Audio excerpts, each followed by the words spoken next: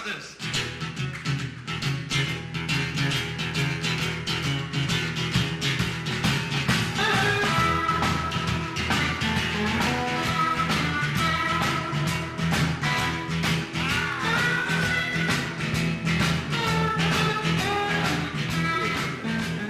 When I first heard the news, I couldn't quite believe it. I kind of gathered there's been things going on for quite a while behind my back that I didn't know much about at all. But it's only really in the last couple of days that I've actually found out that it really is happening, and I'm quite overwhelmed. Really, I didn't quite know what to think or what to say. I was thinking, wow, really?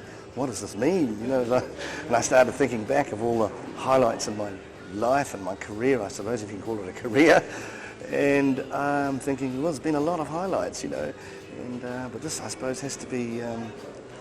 I feel very honoured, and I feel quite humbled by it, really, because, well, it's the sort of thing you don't think about, and sort of thing I never thought about, and the sort of thing that I never expected, to be quite honest. I never expected. I mean, you know, perhaps a long service medal award, but you know, not this. This is really, this is fantastic. Yeah.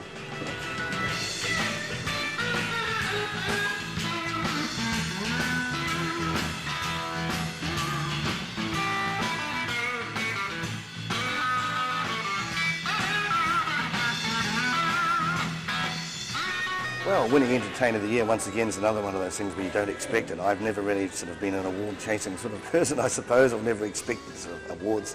And Entertainer of the Year was pretty good, but I compare all the things that are like a gold record here and there, and touring overseas and playing some really sort of fantastic gigs over the years, some really sort of high-profile ones, you know. But this one is, this reaches sort of beyond all of that. It kind of seems to make everything sort of come into perspective, I suppose.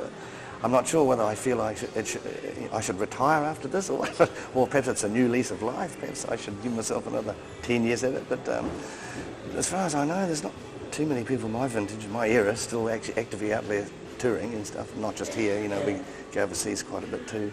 But yeah, I'd like to think that, I'd like to perhaps, you know, share this award with all the musicians of my era who are out there, perhaps not known, publicly not known that well, but are out there doing it every weekend or once or twice a month, and still actually performing and entertaining people. Because I guess you know, these are the unsung heroes, the people who are out there sort of still doing it, you know.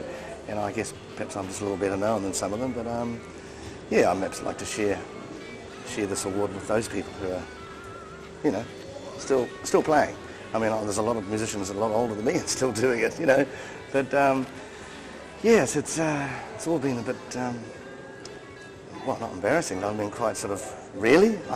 Really? Oh, gosh. What do I say? You know, I feel very, quite excited by it really now. You know, I'm starting to get used to the idea that it's really going to happen, and starting to plan how I'm going to deal with it. And yeah, there's of course lots of people I'd like to thank, but you start reflecting back on your career when these things happen, and perhaps start having memories about all those years that have gone by and all the musicians that have helped me get here. There's been a lot of those, you know, that have been part of my musical life. So I'd like to share this award with them as well. You know, there's been a lot of those fine musicians that have toured the world with me and done the hard yards around and round and round. You know, so I guess this is an award for them too.